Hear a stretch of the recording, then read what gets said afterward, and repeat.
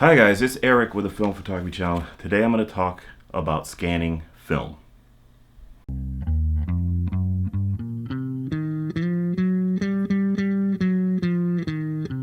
When it comes to scanning film, in general terms, there are two formats of scanners. For consumers, let's put it in those terms, because there's actually other form factors, but for us regular consumers, we have a flatbed, which I'm going to unveil here in a second, and then we have a dedicated scanner, a 35 millimeter or a dedicated 120 millimeter film scanner.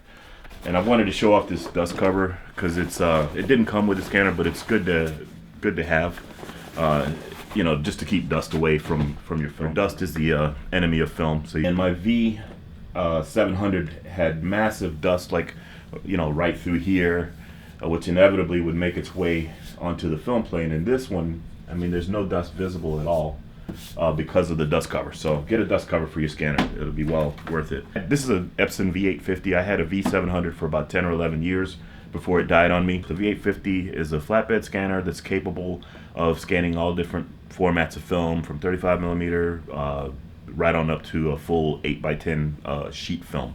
And of course the reason for that is because it's got a nice big scanning bed here that allows you to do that. It's got a dedicated film scanner that's built into the top here that's made specifically for scanning film. Of course this can scan books and other types of printed photographs, whatever. So there's it comes with a flat with a white insert here that would be in place, but if you want to use it to scan film, you got to take that insert out. As far as flatbed scanners go, this is probably as good as you can find anywhere. It's probably the best flatbed film scanner that's out there. All right, so let's talk about the specifications a little bit on the Epson V850 for starters here. The maximum resolution 12,800 by 12,800 DPI. The color bit depth is 48 bits per pixel, which is great. It's about as good as it gets. That's for color. Black and white, 16 bits per pixel. And the DMAX, which is the dynamic range rating on this scanner, is at 4.0.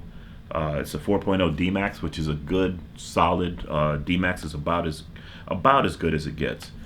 And I've made 100 megapixel scans with this scanner, like of a 6x6 image, like a medium format image. I've gotten to like 110 megapixels. I've done 55 or so megapixel scans from a 35 millimeter frame, and of course it scans black and white. It's an LED scanner, which means that it warms up very quickly. The Epson V700 had just like a regular light that would have to warm up before it would actually start scanning. The LEDs, of course, are instant. They don't need to warm up at all, so it's available for scanning right away, which is a really big benefit. The last thing I'll talk about is digital ice, which is dust and scratch removal, and the Epson does a great job removing dust, scratches, which inevitably you're going to have some amount of dust or some scratches here and there on your film. So it's good that the technology built into this scanner will get rid of all of that. The way that this scanner goes about scanning film is pretty straightforward. All right, you've got these film holders here, okay, and you can see I've got some 35 millimeter negative frames in here, film strips in there, and then you've got this is your medium format holder. I've got some 6x6 loaded up in here, and you may notice that there's you can see there's like a clear plastic right up here. Which is they call that anti-Newton glass or something to that effect. It's not really glass; it's plastic, maybe like an acetate or something. It's definitely not glass, but it stops a phenomenon known as Newton rings, like when a like glass or plastic or whatever comes into contact with the film, presses down on the film, you get like a rainbow halo effect. You can, not in every case, but there are times where that will show up. And this glass, we'll call it, has just a slightly rough coating that prevents that from happening. These holders have these adjustable feet that you can just move from side to side, and what that does is adjust the height. If you're perfectly flat, you can leave it in the middle, and then you should have a perfectly in focus scan. If you can't get it quite flat, like for example, say the film is bowed down, like it's sticking down on the bottom, then you can adjust the feet to go a little bit higher to compensate for that, the downward curvature.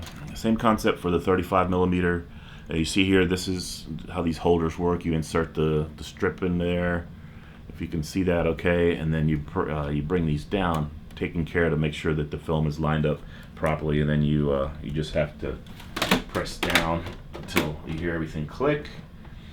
And same thing, you've got the adjustable legs and the Newton glass and all that good stuff in here. Anyway, you insert these, you line them up with the these arrows here. You can probably barely see those. There's two arrows that correspond with these two arrows. It's pretty straightforward. You point the arrows towards each other and they fit perfectly fine. Just make sure that all my all the legs here, or the adjustable feet are all in the same position.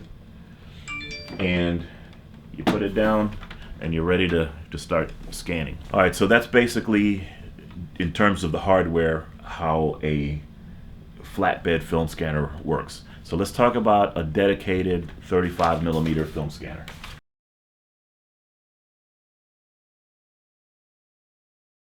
The headline on this Pacific Image Primefilm XA is the auto feeding. That's the biggest benefit, and the auto focusing. This thing will yield just incredible results, incredibly sharp scans, better than the Epson, or consistently better than the Epson. I'll put it in those terms. By that I mean that you don't have to worry about figuring out how to flatten your film. Some films, just off the top of my head, Kodak Ektar 100, Portra, I think Fuji, Pro 400H, those film lines actually are dry flat. Once they're completely dry, they're relatively flat, so it's not really a problem to get them to lay flat in the holders here, in the film holders. But this scanner, which doesn't require a film holder, will feed the film in here perfectly flat in every case. So that's the huge benefit to that. You don't have to worry about flattening it down with the film holder. And Tri-X, for example, is like a really curly film. When it dries out, it ends up really curly. So it's no problem at all. Once the film gets inside the scanner, it's held perfectly flat. So that's a huge benefit. And then again, the autofocusing. You can even set your focus point on different parts of the screen with this, in the scanner software, which I'll go over in just a little bit. This is the best kept secret in 35 millimeter film scanners, period. All right, this scanner, I happened to stumble across it when I was doing a ton of research, because I just could not find that scanner that's just right. But it's a really robust and so far reliable scanner. I've had it about 1.5 years. So it's held up perfectly well. Have had zero problems from it. I had a Plus-Tech scanner before. I kept it probably a couple of days and I couldn't stand it anymore. I had to send it back. The Plus-Techs are great.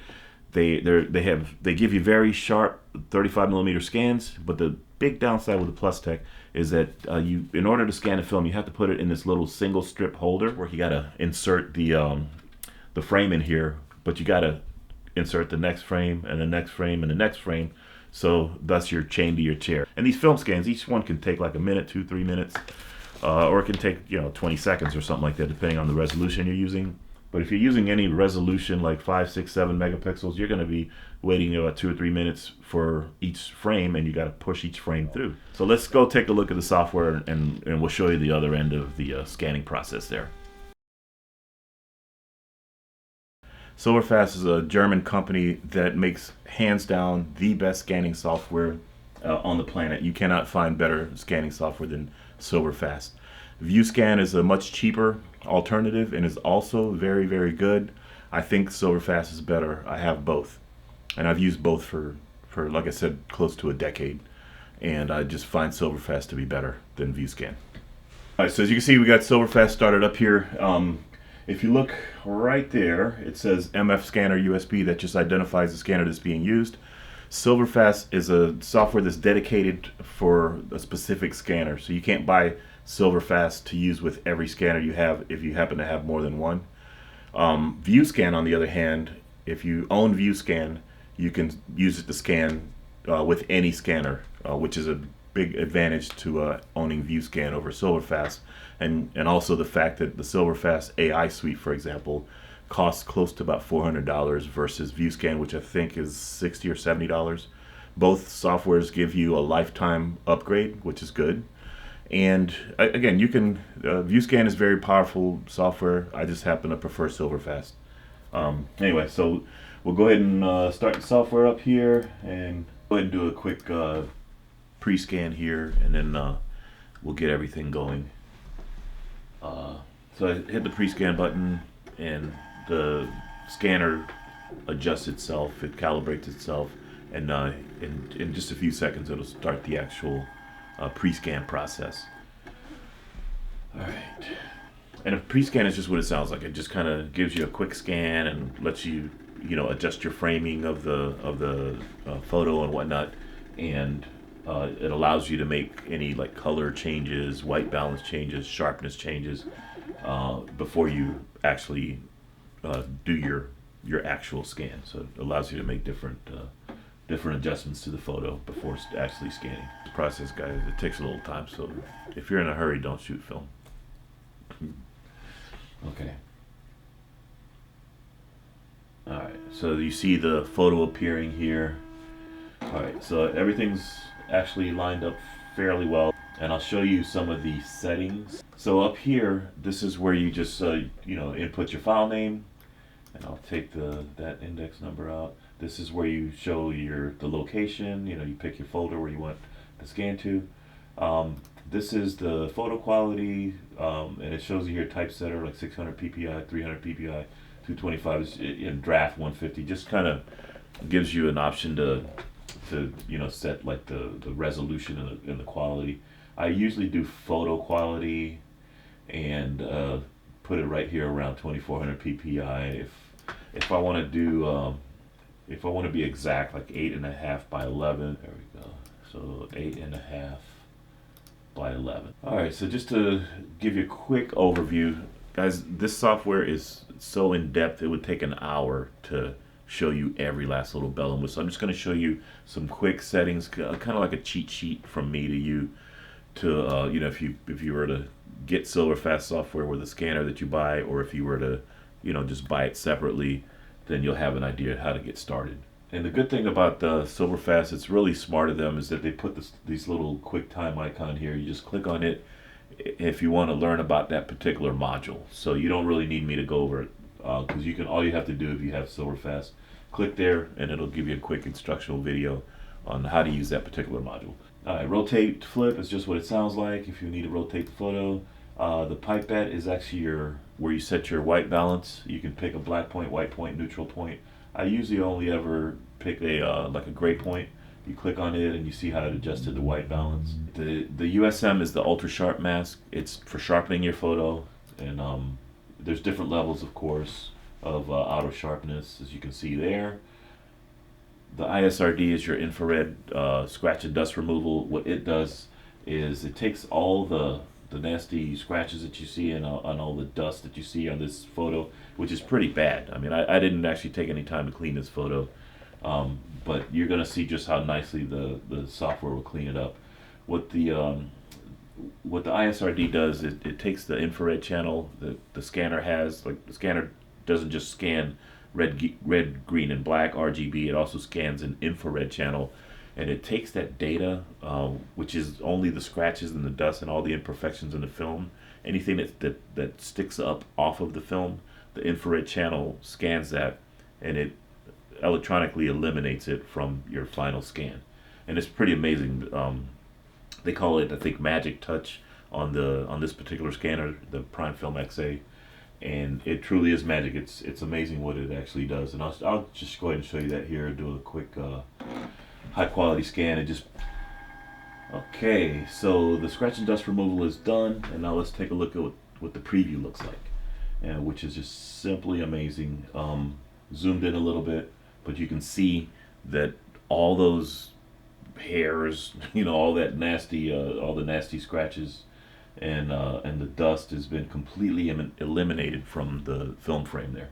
So that's just how good this Primefilm XA is at removing dust. I mean, this is probably the worst or the most dust that I've ever scanned, because I usually will take measures to clean the frame before I go and scan it. Now, once we get out of this one-to-one preview, you'll see the scratches and everything again, but the data is stored, and your final scan will be nice and clean, just like the preview showed. All right, the SRDX is scratch and dust removal, which does not use the infrared channel. It just uses an algorithm to try to kind of like figure out where dust is and just try to eliminate it without using the infrared. The reason for that is that some film, when you hit it with infrared light, like black and white film in particular, you'll get these crazy artifacts, shapes or whatever, that will just show up really randomly, and it'll completely give you an unusable scan. The AA CO, I really don't use it. I've played around with it before, but it just seems to give you these crazy looking shadows, like a bunch of like noisy shadows. I'm not sure if I know how to properly use it. Maybe I don't, but I've never really felt a need for it, because the dynamic range in film is pretty good as it stands. This tries to add more information to your shadows, but I've never really felt a need to use it. Gain is the grain and noise elimination, and that's if you want to, I guess, reduce the grain in your film. But grain is kind of like what makes film unique and aesthetically pleasing to me, so I don't ever mess with the grain. It's similar to what you can do with noise reduction in like Lightroom. Noise reduction will also eliminate some film grain if you want that eliminated. ME multi-exposure gives you it scans the film a couple of times to get shadow detail and highlight detail. Well, I mentioned that the Primefilm has autofocusing. This is where you control that. And if you look closely here, like right here is your autofocus point. You can actually move that if you want to focus on something else, and you can do that. I usually have it set on autofocus. If for some reason a picture doesn't come out in correct focus, you can actually pick your autofocus point, which is a powerful feature. Eject, we all know what that is. And these are controls here that'll allow you to move to the next frame, the next frame, and the next frame if you want to do individual scans. Most of the time I'll just like let the entire roll scan, and then just adjust the individual files. I don't go from slide to slide, or I don't skip any. I don't go from frame to frame, or I don't skip any frames. It's just easier to scan the whole roll and then go back and make your adjustments later. And up top, I've already used the pre-scan function. The auto CCR is just like a quick auto adjustment. Usually works pretty nicely. It does everything for you: white balance and exposure adjustments, and tries to come up with a smart solution. There's a bunch of presets there that you can use, as you see: landscape, portrait, snow, light. The histogram is the histogram, as we all know. You can make your histogram adjustments here. Gradation is your midtones and your contrast, and highlights and shadows. You can make all those adjustments just like you would in Lightroom or in Photoshop. It allows you to make a lot of those settings before you even scan the film frame. Now, some people like to scan like with muted colors, kind of like you think of like vlog in the video world. They want to have like a flat image and then make all their adjustments in Photoshop, and that's certainly a technique. That's a good approach. I used to do some of that, but I've gotten to the point where I make all the adjustments here, and instead of like printing out a TIFF file or a DNG, I'll print out a JPEG with all the adjustments already done. The way I see it, the film is my raw file, and the JPEG is my finalized product. Okay, global color correction is just what it sounds like. You can pull your colors in whichever direction you want there, and it gives you an overall adjustment for the whole picture. And selective color correction is where you can just pull a particular color in whichever color you want to emphasize, or it's a pretty pretty finite amount of control that you have there. The scan button here, if you press and hold, you have the option to scan a single frame or to batch scan, which is what it sounds like, where it'll scan the entire roll. I typically, like I said, I'll do a batch scan. Alright, so once the dialog box comes up, you can create your file name right here. I usually do 001, and then it'll count every subsequent frame, you know, that comes up. Once you hit the scan button, what'll happen there is the scanner will start feeding the film, and what it's doing right now is actually counting frames, and it'll hit the end of the roll, and then it'll start going backwards, and then actually start the scanning process. So what it's doing right now is not scanning, it's just counting the frames. And in the little window that's up here, you can actually view the film as it's going through, just to make sure that every frame is lining up properly. So it's a pretty smart system, actually. It works pretty well. So as you can see, it's hit the end of the roll, and what it's going to do now is start counting backwards, and once it gets to the first frame, it'll start scanning that first frame. So you can see right down here, this is like your status box here. It tells you what's happening. Is the scanner autofocusing? Is it actually scanning? Is it calibrating? Or, you know, and it gives you, of course, a percentage of the scan it's done. Something about the Silverfast, I guess they're color science or whatever, they give you really good color. That's really what drew me from ViewScan to Silverfast. I'm sure there's a way to tweak ViewScan and adjust it and do this and that, but I could never honestly figure it out to where the color would be as good as Silverfast. So that, in a nutshell, is how the Pacific Image Primefilm XA works from a software perspective.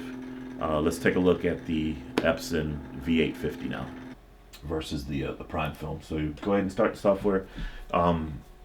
The startup process, I think, is a little quicker for the Epson, given that it's a flatbed, and it doesn't have to do that feeding thing. It's a great bonus that that this Primefilm XA, you can feed an entire roll. The Epson, you can scan 3 strips of 6, so it can do 18 rolls or 18 frames at a time, which isn't bad.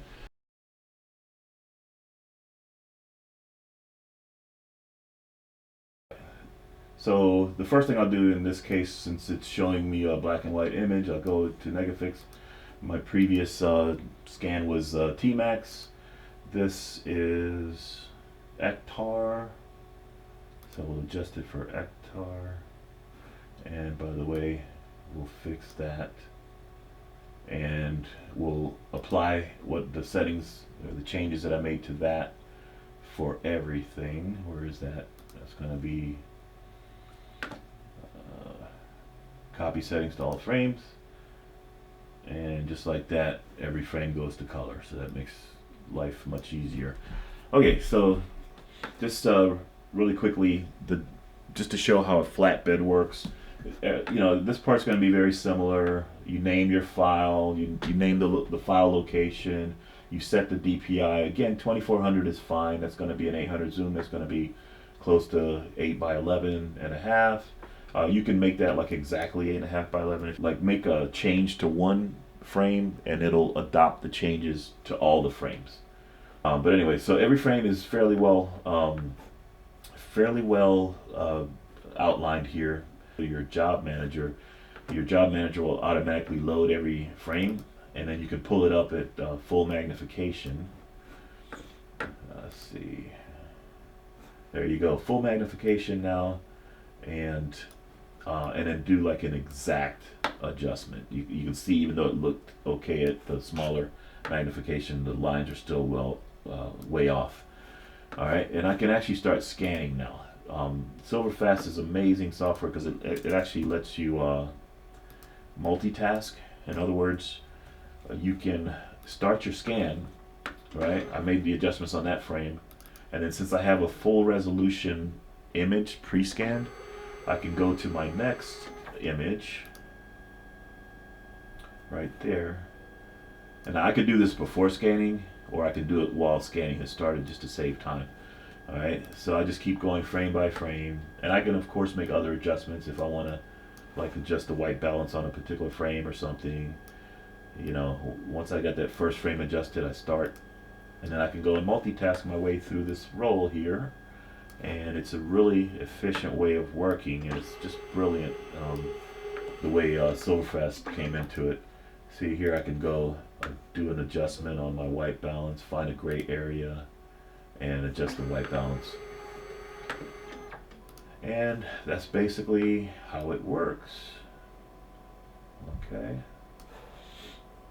So I just go frame by frame, make the adjustments, and once you frame your photograph properly, the software actually does a quick color adjustment for you as well. So anyway, guys, that's basically my workflow. That's how I work with my scanners. The Primefilm XA is the best kept secret in film photography because if you look at the listing, I found this one on Amazon, and if you look at the listing, there's like 4 reviews for this scanner that's been out about 3 years. I think they made it. So that tells you that nobody knows about it. But I'll tell you, based on 10 years of scanning film, that this is the best dedicated 35mm film scanner that you're going to find anywhere. You can buy an old Nikon, pay $2,000 for a 10 or 15, 20-year-old scanner, and it'll give you great scans. I would put this Primefilm up against a Nikon, up against this Epson, up against anything, because it gives you phenomenal scans. It's got the best scratch and dust removal I've ever seen, ever. So just, kind of keep that in mind. Yeah, a flatbed, of course, is a lot more flexible. You can scan different formats of film.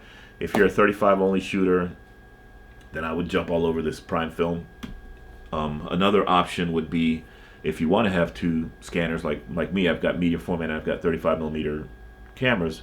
If you want to go that route, then I would pick up maybe like an Epson V850. It's like a $120, $150 scanner, which will do just fine for medium format because those are like the nice big frames, and I don't think you'll see any appreciable difference between this and the V850 and a V600 on a larger format of film.